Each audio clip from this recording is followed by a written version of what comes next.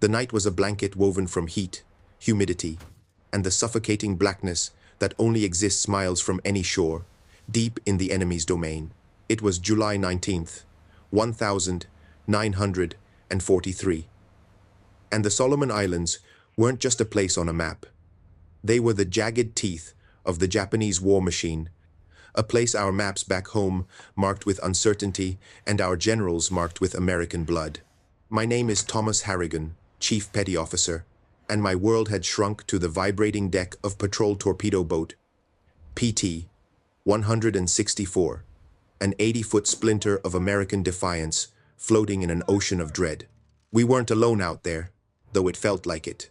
Tucked into the shadows of a nameless island, our sister ships, PT 168 and PT 171, were phantoms just like us, their engines cut to a low, predatory growl.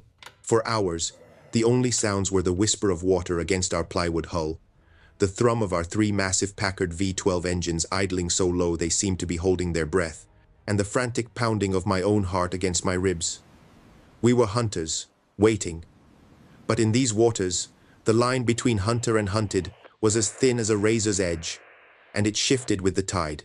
Our skipper, Lieutenant Commander Mac McPherson, stood like a statue at the helm, his binoculars pressed so hard against his eyes.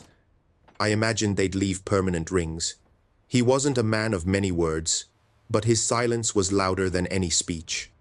It spoke of the weight of the 12 lives aboard our boat, and the thousands more hanging in the balance on the nearby island of New Georgia. He finally lowered the binoculars, and his voice, when it came, was a low rasp that cut through the tension like a knife. 4 minutes, he said, and every man on that boat knew exactly what it meant. 4 minutes until we would either make history or become a footnote in it.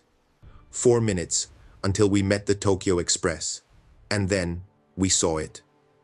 A single, brilliant white beam lanced through the darkness from miles away.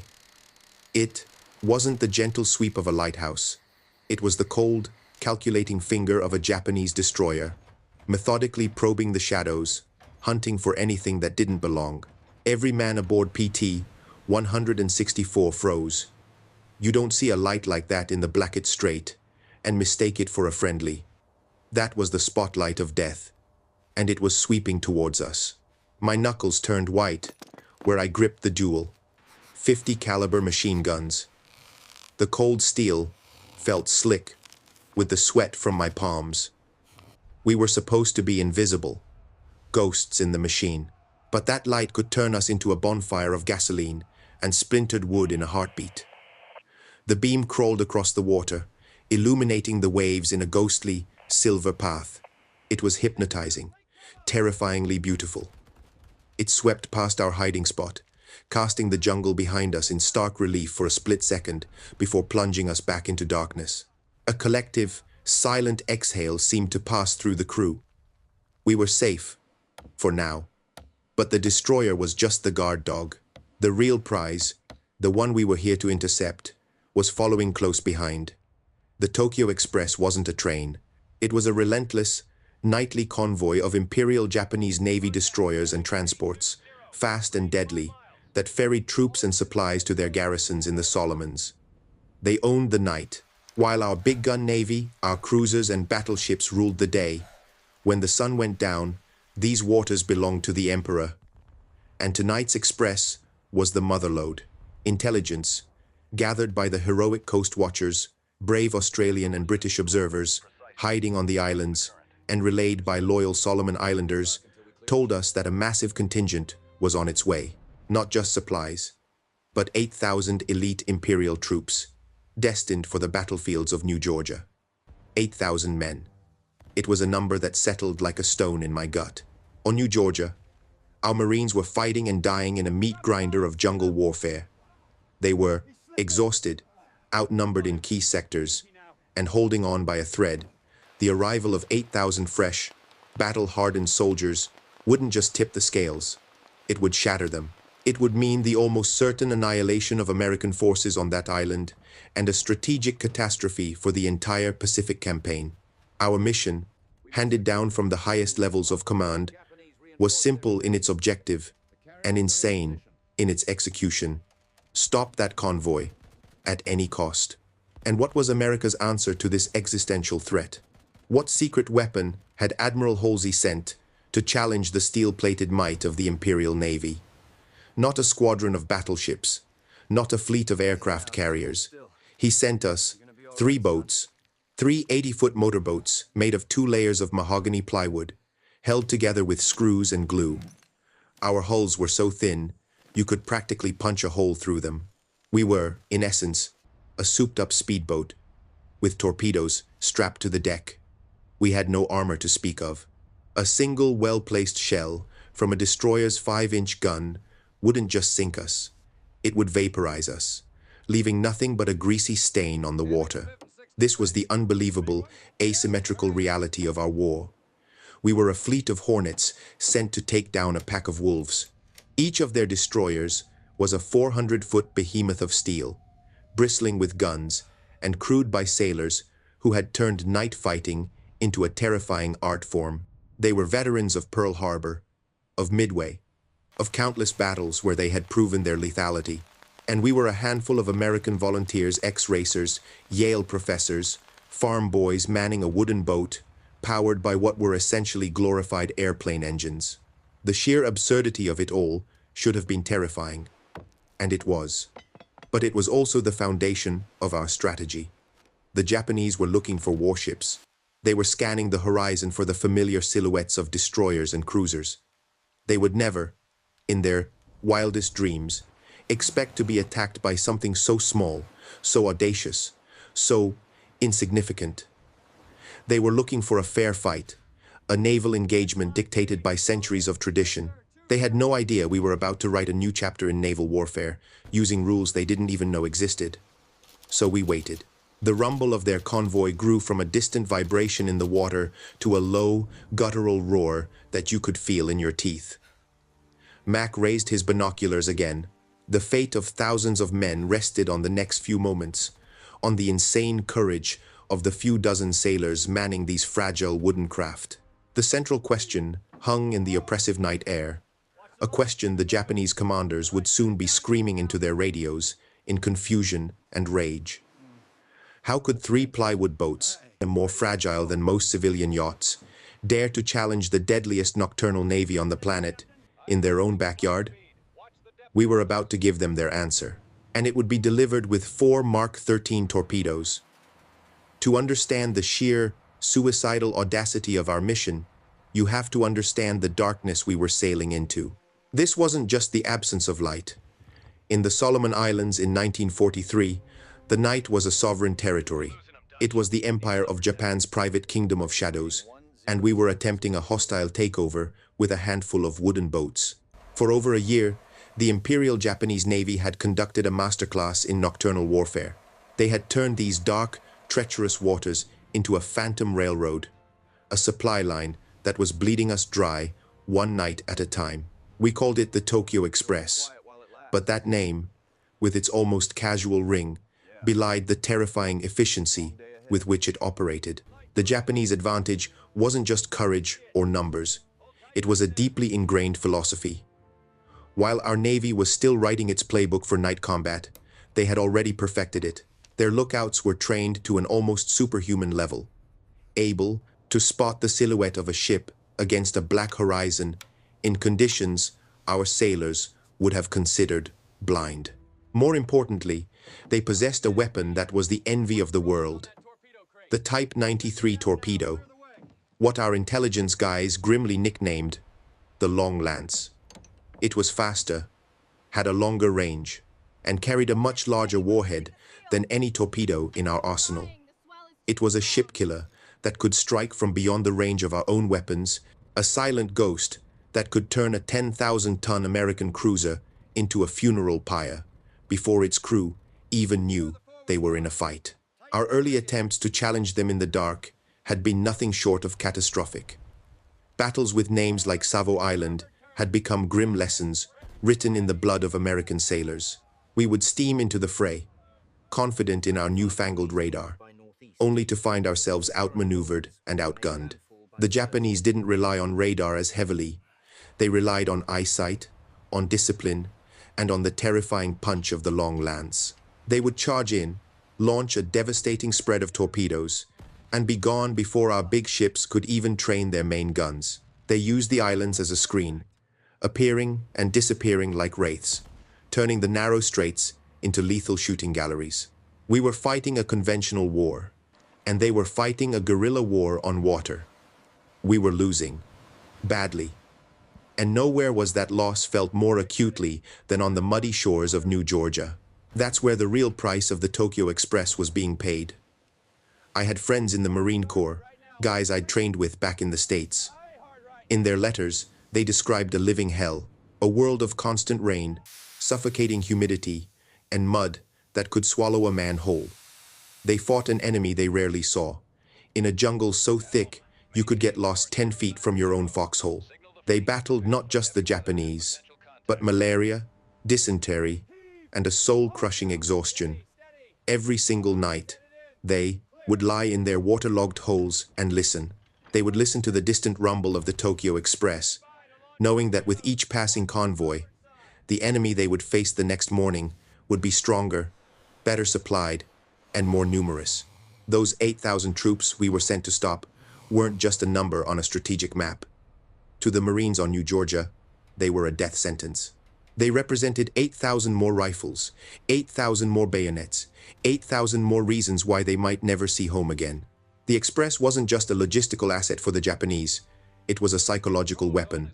It was the nightly reminder to our boys on the ground that they were isolated, that help was far away, and that the enemy could reinforce at will. Stopping that convoy wasn't about winning a naval battle. It was about keeping a promise to those Marines. It was about giving them a fighting chance, about telling them they weren't alone in the dark. This desperation forced a reckoning within the U.S. Navy's high command. The old ways weren't working. Sending our precious cruisers and destroyers into the slot at night was becoming a suicide mission. They were too big, too valuable to risk against an enemy that fought with the tactics of an assassin. Admirals Nimitz and Halsey, the architects of our Pacific strategy, understood that you couldn't defeat a wolf by fighting like a lion. You needed a different kind of animal. You needed something faster, something more agile, something that could bite hard and vanish before the wolf even knew what hit it. They needed to fight fire with fire, or more accurately, to fight shadows with shadows. The problem was, we didn't have a shadow fleet. Our entire naval doctrine was built around firepower and armor, around ships that could stand and slug it out in broad daylight. The idea of a small, unarmored boat taking on a destroyer was, to many traditionalists in the Navy, ludicrous. It was a violation of every rule of naval engagement, but the old rules were getting our men killed. It was time for new ones. And so, somewhere in the desperate calculus of war, a new idea began to gain traction. An idea born of necessity. What if the answer wasn't a bigger ship, but a smaller one? What if, instead of trying to match the enemy's strength, we exploited their expectations? The Japanese were hunting for destroyers. They were not hunting for speedboats. The search for a solution led them to a largely experimental, almost neglected corner of the Navy, the patrol torpedo boat program. These small crews of volunteers and misfits, these flimsy plywood boats that many senior officers dismissed as a coastal defense gimmick, they were about to be thrust onto the front lines of the most brutal naval campaign in the Pacific. They were our last, best hope, a desperate gamble, an ace up the sleeve that nobody, least of all the Japanese, ever saw coming. Our weapon, the patrol torpedo boat, was an 80-foot contradiction. She was at once a masterpiece of engineering and a testament to desperate improvisation. Built not of steel but of 2 diagonal layers of mahogany plywood, she was designed for one thing and one thing only: speed. On her deck, she carried 4 Mark 13 torpedoes, each one a 2,200-pound stick of high explosives, capable of tearing the guts out of a warship.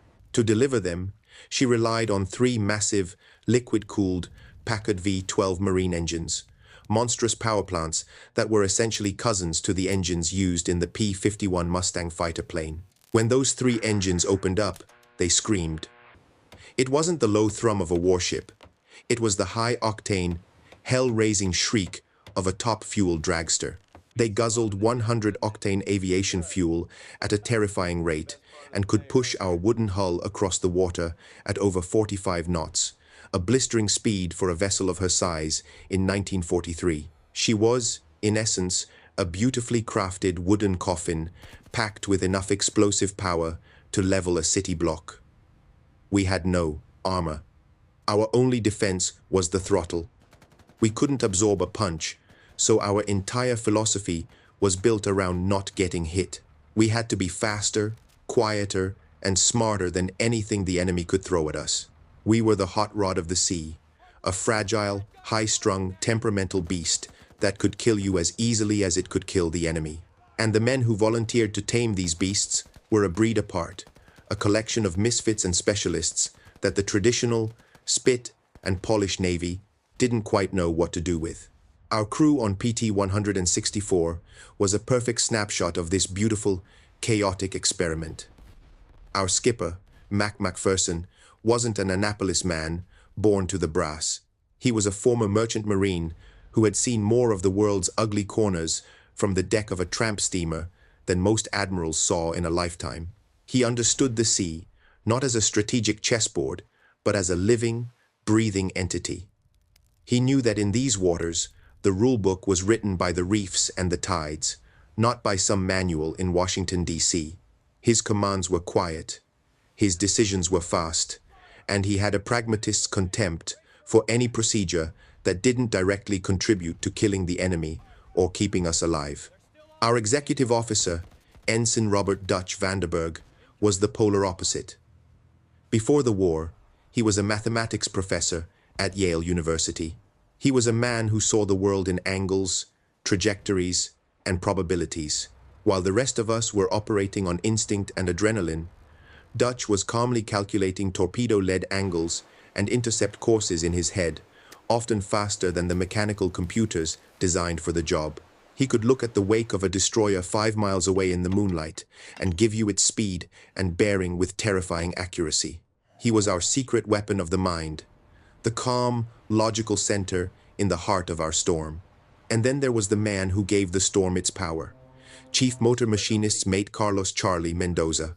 Charlie grew up in the grease and gasoline-soaked world of illegal street racing in East Los Angeles. Before Pearl Harbor, his life's ambition was to build the fastest hot rod on Whittier Boulevard. The Packard V12 seconds were his cathedrals. He didn't just maintain them, he had a relationship with them. He could diagnose a misfire by the vibration in the deck, tell you the quality of the fuel by its smell, and coax another 5 knots out of an engine that was already redlining. In a jungle where spare parts were a fantasy and every mission pushed the machinery to its breaking point, Charlie's ingenuity wasn't just a convenience, it was the magic that kept us afloat and moving. We were a floating embodiment of the American melting pot, a quiet intellectual from an Ivy League institution, a grease-stained gearhead from the streets of L.A., a world-weary merchant sailor, and myself, a kid from Ohio who had barely seen an ocean before enlisting. And our crew was not unique. The entire PT boat service was a magnet for the unconventional. We had cowboys who had never been on a boat, Wall Street stockbrokers who craved adventure, and fishermen who knew the currents better than they knew themselves. What united us was the one thing the Navy screening officers looked for above all else: a volunteer's spirit and a conscious, willing acceptance of the astronomical risks. When you signed up for PT boat duty, you were acknowledging a statistical probability that you would not be coming home. The casualty rates were projected to be north of 50%. This wasn't a draft. It was a calling for the reckless and the brave. This strange brotherhood, forged in the cramped, suffocating quarters of our boats, created its own culture. We lived on Spam, stale crackers, and a constant diet of black coffee and adrenaline. We were perpetually damp, covered in diesel fumes, and fighting off jungle rot. But there was a fierce pride in our independence. We were the outlaws of the crossing, fleet, the hooligan navy. as some of the battleship captains called us. We operated far from the flagpoles and the polished brass, in muddy forward-base hellholes with names like Rendova and Tulagi. But that was where the real fight was, and our very existence was a challenge to the old guard. To a battleship admiral, a warship was measured in thousands of tons of steel, and the caliber of its guns. We were a rounding error. They saw our boats not as a revolutionary weapon, but as a frivolous, almost embarrassing sideshow. They called us Plywood wonders, with a sneer, convinced that the first real naval engagement would see us all blown to smithereens. The conflict, we soon realized, wasn't just against the Japanese. It was a battle to prove our own worth, to show the big Navy that speed could be armor, that surprise could be firepower, and that a handful of determined misfits on a wooden boat could change the course of the war. But first, we had to prove we could survive a single night. The question that hung over our entire program was a heavy one. Were we truly the innovative guerrilla force the Navy desperately needed, or were we just a flamboyant and ultimately suicidal gimmick? The night before our rendezvous with the Tokyo Express, Lieutenant Commander Mac McPherson gathered us on the cramped aft deck of the PT 164. There were no grand speeches in the PT service, no rallying cries for God and country. Everything was understated, brutally practical. Mac leaned against the torpedo tube, his face half hidden in the dim glow of a single red battle lantern. He held a piece of chalk in his hand, and on the dark-painted deck, he drew two shapes. One was a long, thick rectangle. "This," he said, his voice low and steady, "is a Japanese destroyer. 400 feet of steel, 10,000 tons of arrogance. It's a sledgehammer, designed to crush whatever it hits." Then, next to it, he drew a small, sharp triangle. "And this is us," he continued, tapping the triangle with the chalk. 80 feet of plywood and a prayer. We are not a sledgehammer, and if we ever try to fight like one, we will be crushed." He looked up, his eyes meeting each of ours in the darkness. "Forget what they taught you at the training base in Melville. Forget the diagrams of fleet formations and the rules of engagement. That is a playbook for a different war. A war fought by the big Navy. Out here, in the dark, there is only one rule. We do not fight fair." That was the moment, the core of our strategy, the very soul of the PT boat mission, was laid bare. Mac wasn't just a skipper, he was a revolutionary. He was proposing a fundamental break from centuries of naval doctrine, which was all about honor, formations, and slugging it out, broadside to broadside. He was telling us to become something the Navy had never been before. Seagoing guerrillas. Assassins. "We are not warships," he said, grinding the chalk into the deck. "We are ghosts. Our mission is not to engage the enemy. Our mission is to kill the enemy. We hit and we run.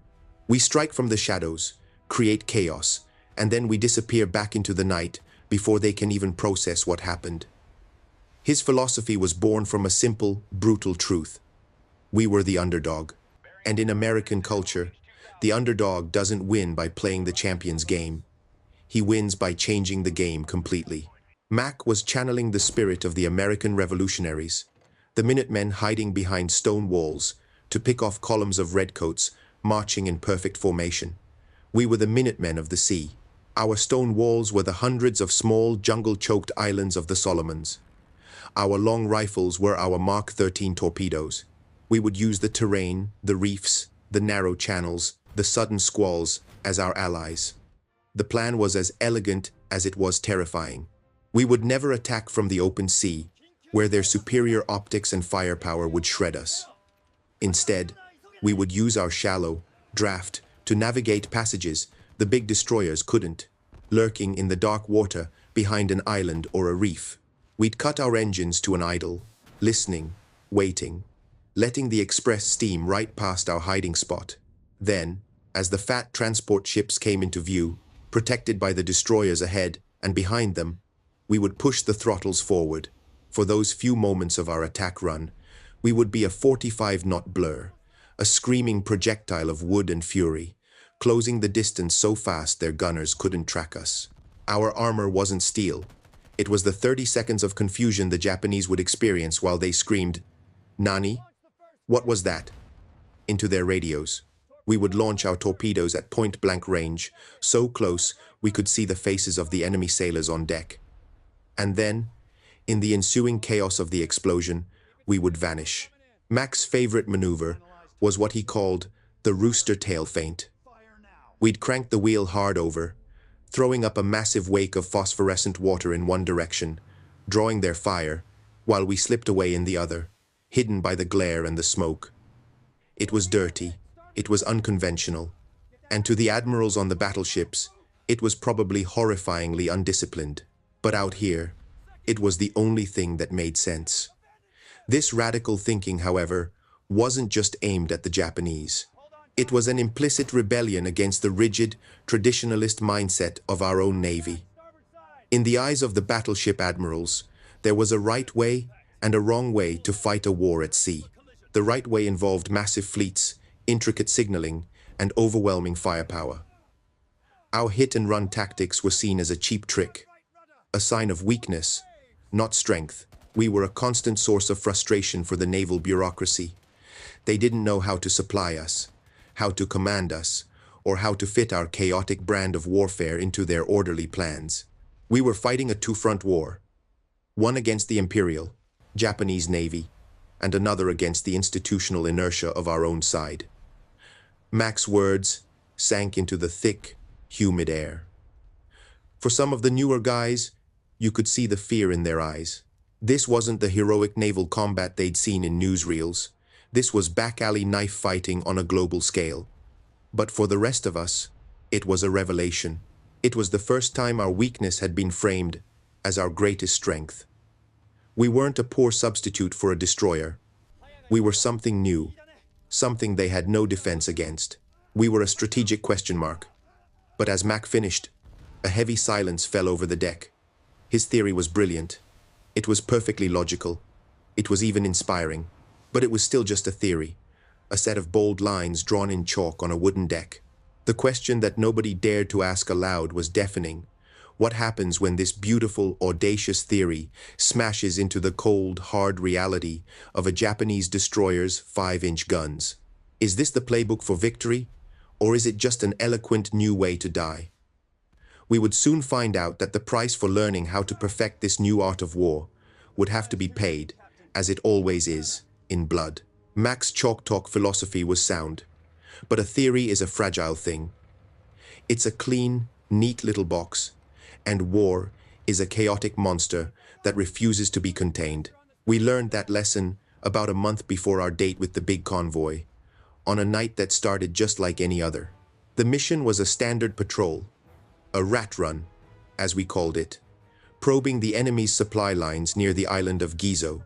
We were running with 2 other boats that night, one of them skippered by a fresh-faced lieutenant junior grade named Joey Antonelli.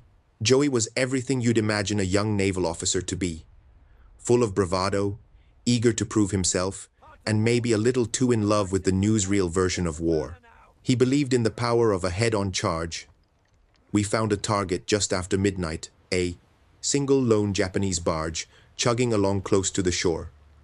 By the book, it was a perfect target for us. Small, lightly armed, a quick kill. But Mac was uneasy. He felt it in his bones. "It's too easy," he muttered over the radio, his voice a low growl of caution. "It's a trap." Joey, on PT 171, didn't see it that way. To him, it was a juicy target, a chance to get on the scoreboard.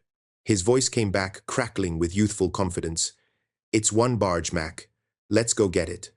Before Mac could argue, Joey pushed his throttles forward, breaking formation and charging straight for the barge, his 50 cals blazing a brilliant red trail across the black water. What happened next was a perfectly executed ambush. The lone barge was bait. The moment Joey opened fire, the jungle itself erupted in flame.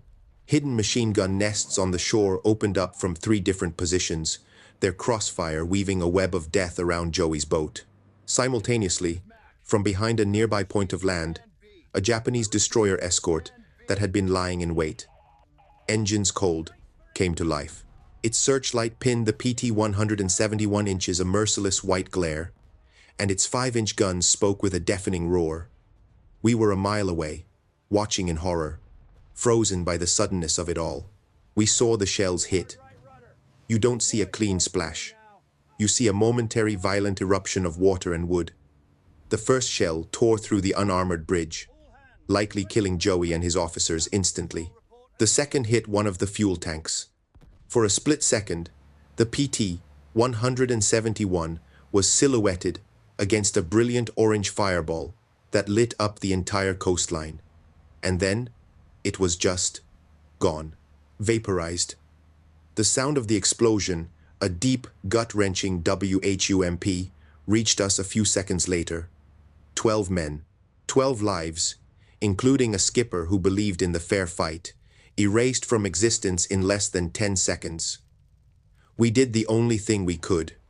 We fired our torpedoes, not at the destroyer, but at the shore, at the muzzle flashes, hoping to cause enough chaos and confusion to escape.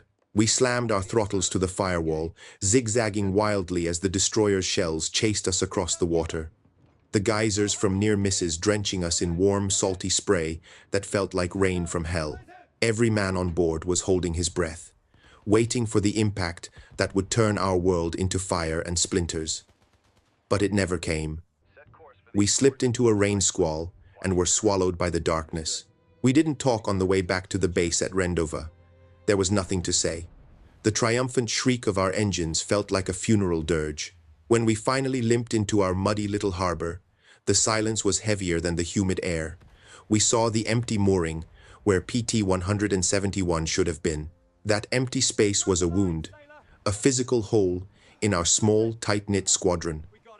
That night, nobody slept. We just sat on our decks, smoking, staring at that empty patch of water, while the mechanics and medics dealt with the grim task of patching the holes in the other boat that had survived. That was the night the hooligan Navy lost its innocence. That was the night we learned that bravery without caution was just another word for suicide.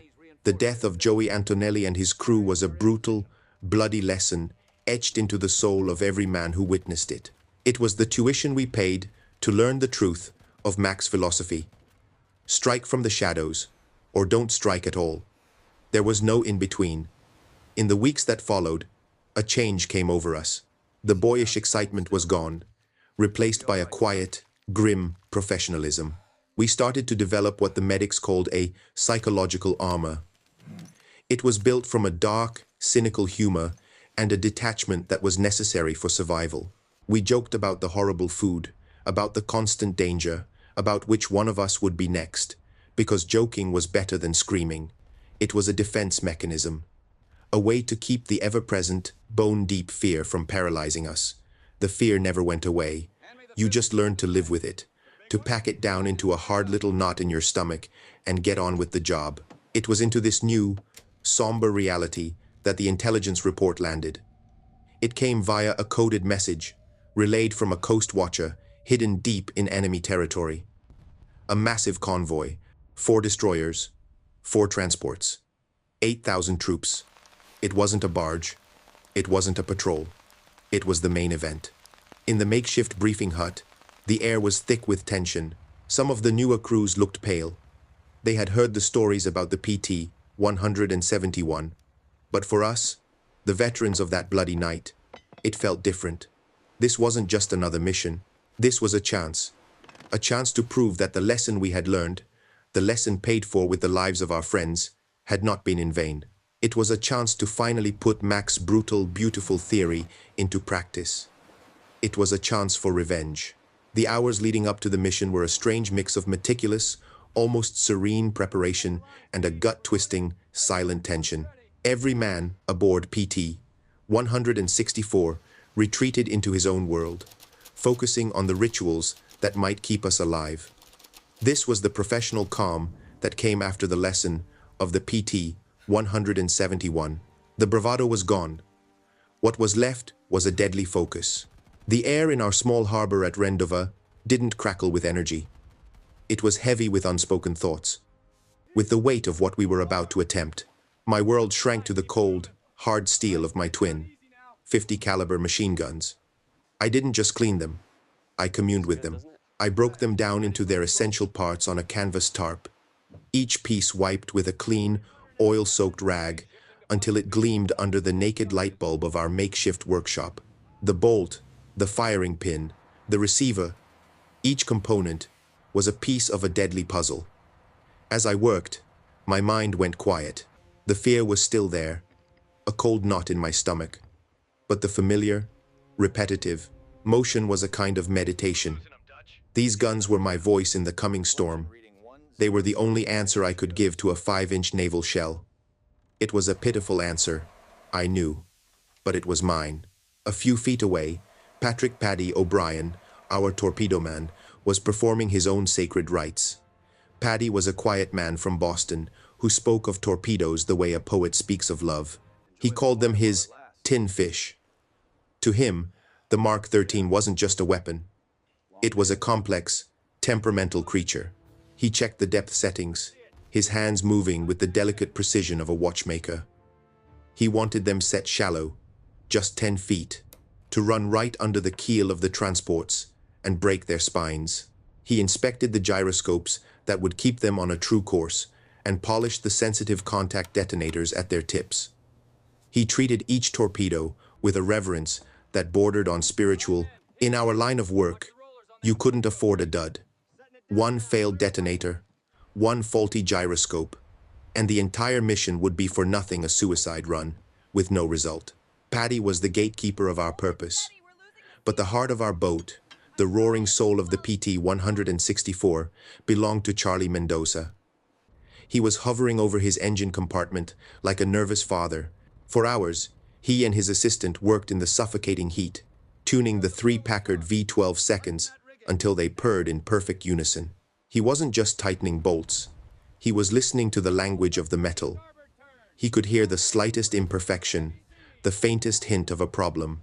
He checked the spark plugs, the fuel lines, the superchargers, his hands and face streaked with grease. The lives of 12 men depended on his ability to coax 4,500 horsepower out of those engines on command. If they faltered for even a second at the critical moment, we wouldn't be a ghost. We'd be a sitting duck, a big, stationary target waiting for annihilation. On the bridge, Dutch Vandenberg wasn't preparing a machine. He was preparing his mind. He had the charts spread out, marked with grease pencil. He had memorized every reef, every channel, every potential hiding spot in the Blackett Strait. He was calculating fuel consumption against potential speeds and distances, running through dozens of different attack scenarios in his head. If they spot us here, he'd murmur to himself, our escape route is this channel. But if the tide is low, it's a no-go. He was waging the battle in his mind long before the first shot was fired, trying to solve a deadly mathematical equation where any miscalculation would equal our deaths. And watching over us all was Mac. He didn't hover. He just moved with a quiet purpose, speaking a few low words to each of us. He checked our emergency rations. He confirmed our rally points. He inspected the smoke generator at the stern, a simple canister of chemicals that might be our only ticket out of a bad situation. He didn't offer words of encouragement or patriotic platitudes. His presence alone was enough. He radiated a grim confidence that said, this is a bad business, but we are the men for the job. He trusted us to do our part, and in turn, we placed our lives unconditionally in his hands. As the sun began to bleed into the Pacific, painting the sky in lurid shades of orange and purple, the order came, man your stations. The words were quiet, almost casual, but they sent a jolt through every one of us. This was it. The rituals were over. Charlie coaxed the engines to life. One by one, their coughs turning into a low, throaty rumble. We slipped our moorings and eased out of the harbor, forming a silent, single-file line with our 2 sister boats. We were 3 predators sliding into the darkness, heading for the deadliest stretch of water in the world, a place the old hands had grimly nicknamed the Slot. The journey to the ambush point was a multi-hour exercise in nerve-shredding patience. We ran at a low speed to conserve fuel and minimize our wake. The jungle-covered islands slid by like monstrous, sleeping beasts. We were in their territory now. Every shadow could be a threat, every glint of moonlight on the water, a potential enemy. Then, we reached our designated hiding spot and cut the engines to a near-silent idle. The waiting began, and it was the worst part. Your mind plays tricks on you in the dark. You hear things. You imagine things. The only thing worse than the chaos of battle is the silence before it. Hours passed. Then, our radio man, his face pale in the green glow of his equipment, held up a hand. "Contact," he whispered. "Multiple contacts. Bearing 350. Range 20 miles. And closing." It was them. The express was running on time. A cold, electric thrill shot through me, pushing away the fear and leaving a sharp, metallic taste in my mouth. On the bridge, Mac raised his binoculars to his eyes. Dutch began making his final, furious calculations. Charlie gave his engines one last prayerful pat. I chambered a round in each of my guns, the heavy clack-clack of the action sounding like a death sentence being signed.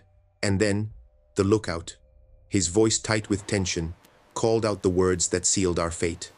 Visual contact. 4 destroyers in the screen. They're bigger than I imagined. The odds had just gotten worse. This wasn't just a mission anymore. It was a date with a firing squad. The world dissolved into a series of terrifyingly sharp details. The low, guttural thrum of the Japanese destroyers grew from a vibration in the water to a sound you could feel in your bones. A physical presence that seemed to compress the very air we were breathing. Through Mac's binoculars, the enemy ships were no longer abstract contacts on a radar screen. They were 4 gray wolves patrolling the perimeter of their flock. They were huge, menacing silhouettes against the faint starlight, their bows cutting through the black water with an arrogant ease. Behind them, lumbering in the darkness, were the transport's fat, vulnerable sheep packed with the men we had to stop. "Stand by torpedoes." Mac's voice was unnaturally calm, a sliver of ice in the suffocating heat. Paddy O'Brien and his assistant moved to their launch tubes, their hands hovering over the firing mechanisms. On the bridge, Dutch was whispering a constant stream of numbers into Mac's ear speed. Bearing, distance, 20 knots, bearing steady, range, 4,000 yards. The lead destroyers were almost abreast of our hiding spot. This was the moment of maximum risk. Our plan, born of Mac's guerrilla philosophy, was insane. We weren't going to attack the destroyers. We were going to thread the needle, to slip through the gap in their defensive screen after the first 2 destroyers had passed, and attack the transports directly. It was a maneuver so audacious, so contrary to every naval doctrine, that we were betting the Japanese would never anticipate it. The risk was that if a single sharp-eyed lookout spotted our wake, we'd be trapped between 4 warships with nowhere to run. "First 2 destroyers have passed our position," the lookout hissed. "We're in the gap." "All right, Charlie," Mac said, his voice dropping to a near whisper. "Let's make some noise." The response was instantaneous. Charlie Mendoza didn't ease the throttles forward. He slammed them. The 3 Packard engines, idling for hours, erupted with a synchronized, deafening scream. The PT-164 leaped forward as if kicked by a giant, our stern digging into the water as the bow lifted. We went from 5 knots to 45 in a matter of seconds. The sudden, violent acceleration threw me back against my gun mount, and the roar of the engines was a physical blow, blotting out all other sound, all thought. We were a missile, a wooden projectile screaming across the 2,000 yards of open water, separating us from the unsuspecting transports. For a few precious seconds, there was nothing but our own noise and the rushing wind. Then, confusion erupted on the Japanese flagship. A signal lamp began flashing frantically. They had seen us. Or rather, they had seen our phosphorescent wake, a brilliant green-white scar torn across the black water. A searchlight beam stabbed wildly through the night, hunting for us. But we were moving too fast. a low-profile target almost lost in the spray of our own making. Range, 1,000 yards, Dutch yelled over the engine's shriek.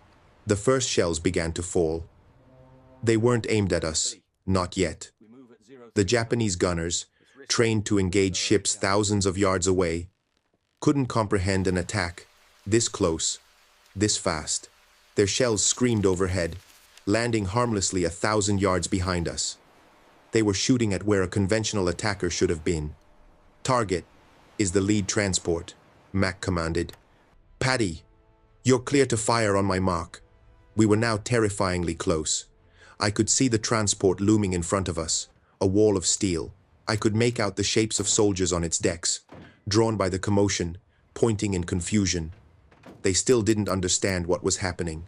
To them, we must have looked like some kind of suicidal apparition. 800 yards. A Japanese destroyer, astern of us, had found our range. A shell landed 50 yards to our port side, erupting in a geyser of water that rained down on our deck. The shrapnel shredded the air with a sound like tearing fabric. "Fire one!" Mac roared. Paddy slammed the firing lever. With a loud whoosh of compressed air, the first torpedo, our first tin fish, leaped from its tube and slammed into the water. Fire two. The second torpedo followed its brother, its small wake trailing behind as it sped towards the transport's hull. Now came the hard part. We couldn't wait to see if they hit. We had to get out. "Hard to starboard, Charlie," Mac yelled. "Give me a rooster tail." Charlie spun the wheel. The PT-164 heeled over violently, carving a sharp, banking turn that threw a massive wall of spray into the air, creating a temporary, glittering screen. Just as we completed the turn, the world turned bright as day. Our first torpedo hit. There was no clean explosion. The entire midsection of the lead transport simply erupted in a massive, rolling fireball of orange and black. The sound, a deep concussive boom that you felt in your chest, followed a second later. The second torpedo hit moments after, breaking the ship's back. The giant vessel, a moment ago a proud symbol of imperial power, was now a broken, burning wreck, already beginning to list heavily. The chaos we had sowed was our only shield. As the first transport exploded, the second one, directly behind it, had to swerve violently to avoid the wreckage, throwing its own gunner's aim into disarray. Our sister ship, PT-168, used that moment to launch its own torpedoes, striking the second transport with another devastating blow. In the space of 60 seconds, 2 ships and thousands of men were gone or dying, and the heart of the convoy had been ripped out. But our fight for survival had just begun. One of the escorting destroyers, its commander enraged and seeking vengeance, ignored the transports and came for us. It was on a ramming course, its bow wave a massive white V aimed directly at our fragile hull.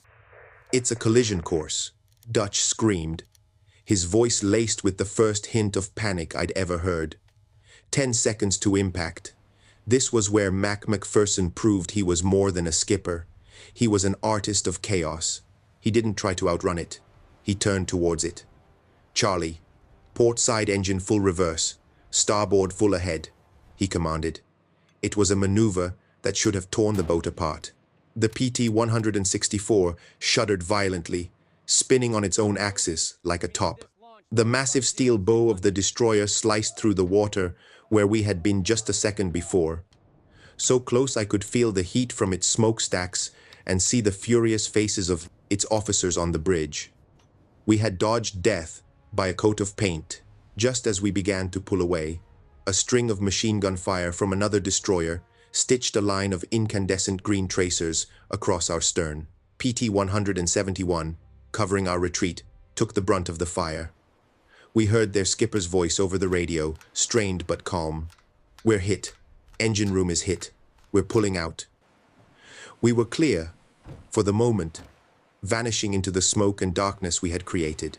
But as we looked back at the hellscape of burning ships and exploding ammunition, we saw a horrifying sight.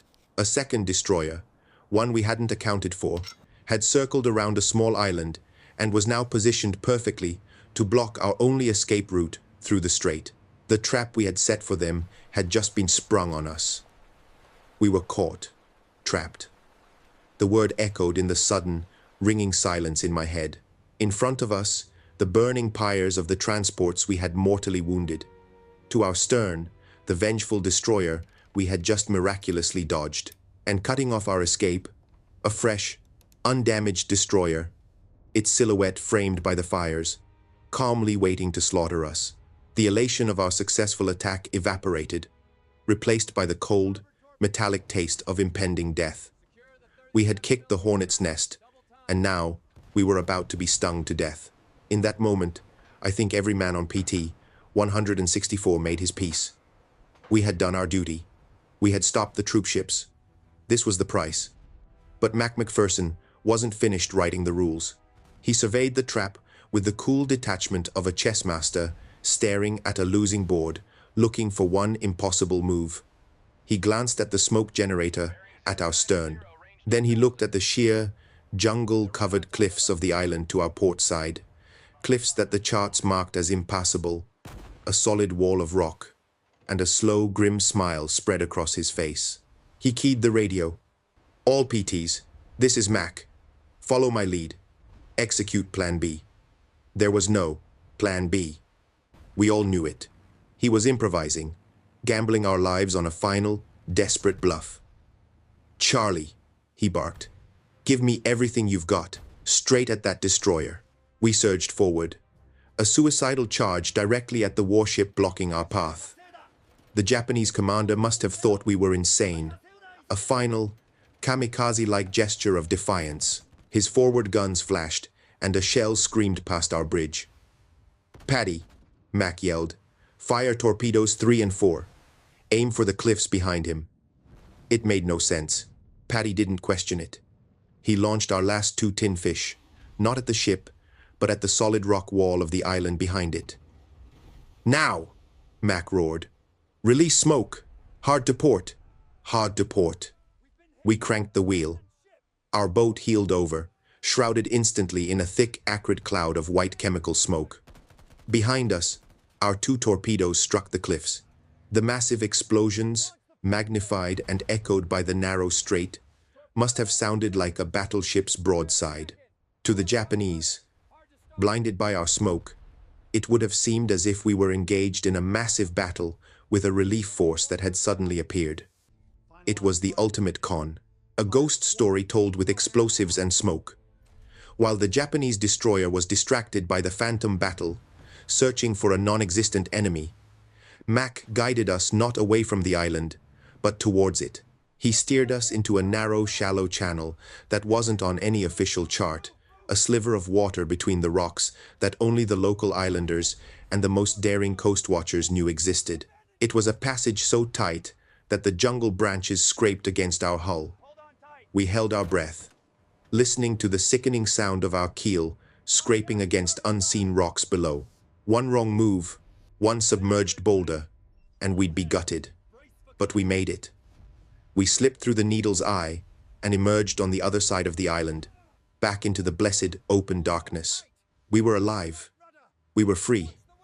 The aftermath was of problems, legend whispered across the Pacific. The Tokyo Express to New Georgia was shattered. The 2 surviving transports, fearing further ghost attacks, turned back. The 8,000 troops never landed. On New Georgia, the exhausted Marines, hearing the news, found new strength. The tide of that brutal ground war began to turn. The Japanese Navy, meanwhile, was thrown into a state of panic and confusion. Their official reports were a mess of contradictions. Some pilots claimed to have seen torpedo wakes coming from the islands themselves. Some ship captains swore they were attacked by midget submarines or hit by sophisticated mines. They could not bring themselves to believe that their mighty steel warships had been humbled by 3 flimsy plywood boats. That single night, the mosquito boat terror was born. The Japanese began to fear the shadows. They rerouted their convoys, added more escorts, and grew hesitant, losing the aggressive edge that had made them masters of the night. Our mission didn't just sink 2 ships. It infected the enemy with a psychological poison: fear. The Navy brass back in Pearl Harbor, the ones who had dismissed us as a gimmick, suddenly saw the light. The PT boat program was massively expanded. Mac's guerrilla tactics, once seen as rogue and undisciplined, became official doctrine, studied and replicated across the fleet. We had proven that in modern warfare, innovation, audacity, and a willingness to break the rules could be more powerful than tons of steel. Our crew eventually went our separate ways. Mac went on to command a whole squadron of PT boats. Dutch Vandenberg went back to teaching math at Yale, though I imagine his lectures on probability had a new life-or-death intensity. Charlie Mendoza, they say, opened the most successful speed shop in Southern California. As for me, I carried the ghost of that night with me for the rest of my life. The roar of the engines, the flash of the explosion, and the memory of the brave men who didn't make it back. The story of the PT boats is more than just a war story. It's a testament to a core American ideal, that a few determined individuals, unbound by conventional thinking, can face down an empire. That ingenuity, born of desperation, can overcome impossible odds. The sailors on those boats didn't fight by the established rules of engagement. They rewrote the rule book with torpedo wakes and gasoline alley ingenuity. They proved that courage wasn't the absence of fear, but taking action in spite of it. Today, in our own lives, we all face our own steel fleets. The massive, intimidating challenges that seem unbeatable, the rigid systems and established rules that tell us it can't be done. We're told to fight fair, to play by the rules, even when those rules are stacked against us. But the lesson of the PT boats is a powerful one. Sometimes, the only way to win is to be the underdog who changes the game. So I ask you, when have you had to use speed and surprise in your own life? When have you had to abandon the official playbook to overcome an obstacle that seemed impossible? Share your story in the comments below. Let's discuss how the spirit of these immortal ghosts lives on.